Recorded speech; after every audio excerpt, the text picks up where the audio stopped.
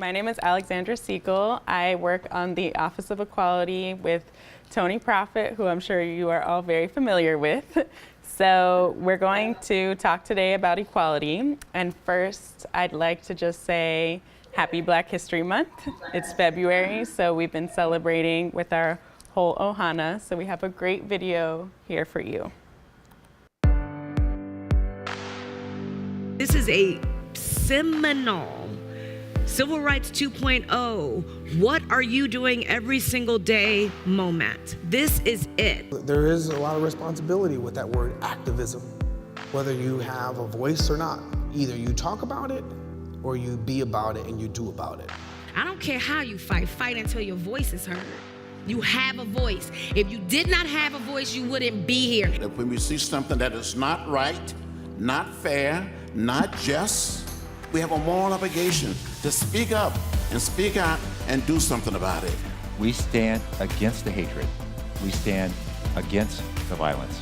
Even in the darkest hour, we saw the healing power of love to light a path forward to an age of equality. We made a decision to march in an orderly fashion from Selma to Montgomery. But last year, I had the honor to go back to Selma, and it was my honor to introduce President Barack Obama. So when people tell me nothing has changed, I feel like saying, come and walk in my shoes, and I will show you change.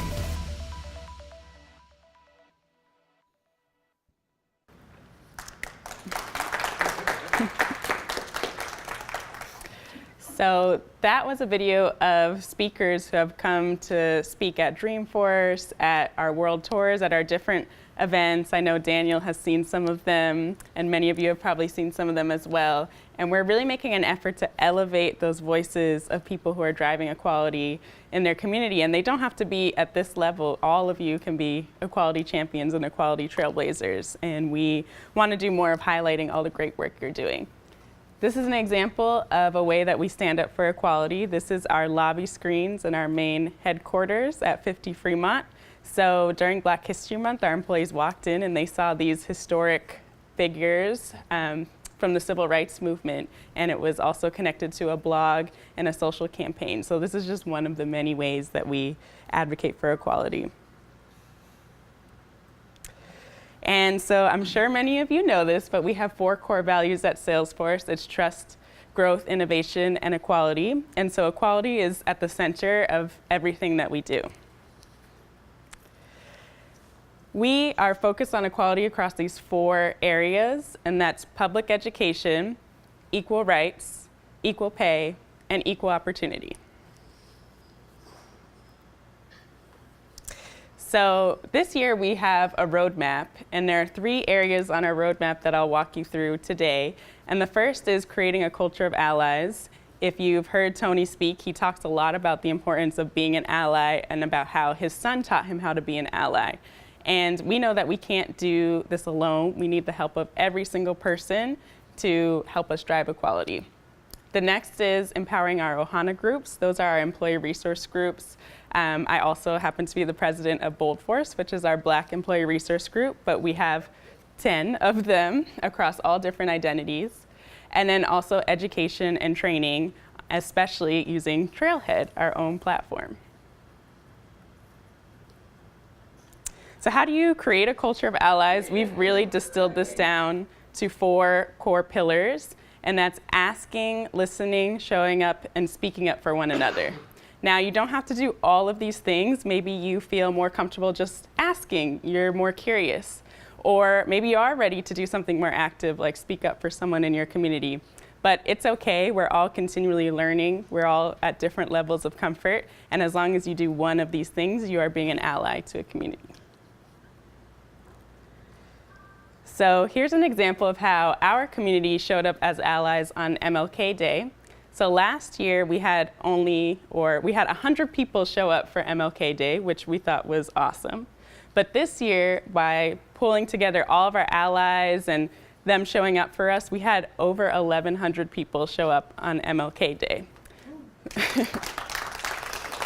Yes, so that was extremely powerful to be an employee of color and to see all of your employees there for you and saying, we support you, we support your history, your culture, and your causes. Here are some of our allies and who helped us volunteer that day. And we've also seen this in other events and days, such as for Pride. We do Pride all around the world. I know we just announced Outforce in India, so that was extremely exciting. And we can't do this without the help of our allies. You know, just the LGBTQ employees alone, if they show up, that's powerful. But having all of your employees, your whole family show up, means so much more. Another way that we show allyship and support is through our lobby screens. When big events happen in communities where our employees are impacted, we make sure that we make a statement and we speak up, one of the ally pillars for our employees. And so recently, especially with the H-1B visas and the Dreamers, we felt it was really important to stand up and speak up for all of the people who are impacted and who are immigrants in this country. And here are our Ohana groups. So we talked about how we empower our Ohana groups or our employee resource groups. As you can see, we have 10 of them. We have Bold Force, Women's Network, Earth Force, Asia Pac Force, Outforce, South Asia Force, Faith Force, Latino Force, Ability Force, and Vet Force. So the idea is that, you know, if there's someone that you have, some group that you have a natural affinity towards, then you can join that. It helps build community. It helps you feel a sense of belonging. But also that if allies would like to learn more about these issues and support these causes as well, they can join any one of those groups. And so the next part of our journey is education and learning. So we actually commissioned a research report that shows the business impact of equality. And we can share this with all of you if you're interested. But our research actually found that business professionals today want companies to do more than just turn a profit. They want them to actually make an impact on society. Also, giving back and caring about a greater purpose actually increases customer loyalty. And we found that executives feel the same way. Trailhead, which is one of our favorite tools. We have all of these great modules on Trailhead. The last two are internal, but we're working to make inclusive hiring external so that all of you can take that as well. But you can take any of those first ones on Trailhead today. So our 5 inclusive hiring principles, this was a big step for us as a company. We created these 5 core principles that would be baked into our hiring process to ensure that all of our processes are inclusive. So it starts with seeking to hire the most qualified candidate for the job, having a candidate pool that reflects our communities, ensuring fair and equitable hiring processes, mapping candidates to competencies and our values instead of just saying, oh, they're not a culture fit, and then leading with equality and values in the interview experience. And our new Trailhead, which is coming out very soon, which you can all take, is how to be an inclusive leader. So we created 5 core principles of inclusive leadership: leading with equality, having brave, authentic conversations, practicing inclusive meetings, being fair in assignments and promotions, and celebrating and bonding with anyone in mind. And so now we're going to do an activity. So I'm going to show you a video, and we're going to practice allyship right here today. So get your little ally hat on. Oh, well, before that, these are the words of our fearless leader, Mark Benioff. He says, our higher purpose is to drive the age of equality. And so we think about that in everything that we do.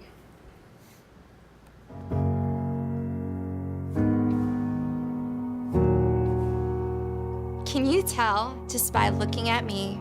Can you tell just by looking at me? So can you tell by looking at me that I'm an Iraq War vet?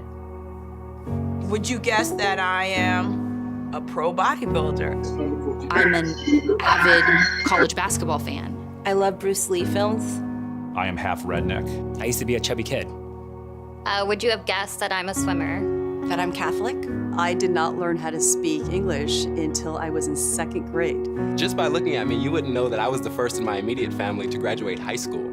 So would you guess that I'm undocumented and then that I got a degree from Haas Business School? Would you assume? What many people assume is that I'm happy, but many people don't realize that I'm scared, I'm afraid of being misunderstood. We're all afraid of something. We're all insecure about something. Yeah, I wake up every day with the fear of deportation. Lots of us are just afraid of what we don't know. Don't assume, ask what you don't know. You don't know about Islam? Ask me questions. Won't offend me. And if you ask me, I'm Filipino. I'm Apache and Comanche. I'm very much proud of my spirituality. I am a she. I am a he. I'm straight. I'm a lesbian. I am a husband. I am trans. I am a 3-time cancer survivor. I'm Mexican Chinese. I'm gay. I am a proud Muslim. I am an ally. I am an ally. Not only am I an ally, I'm a champion. My truth does not have to be someone else's truth, but they are still true. So we're asking you to tell us who you are. Be seen and be recognized. Be part of a more diverse and more inclusive culture. Help us move forward together. Because together, we are Salesforce. Juntos somos Salesforce. We are Ohana. And Salesforce welcomes all. Can I hug you? Okay.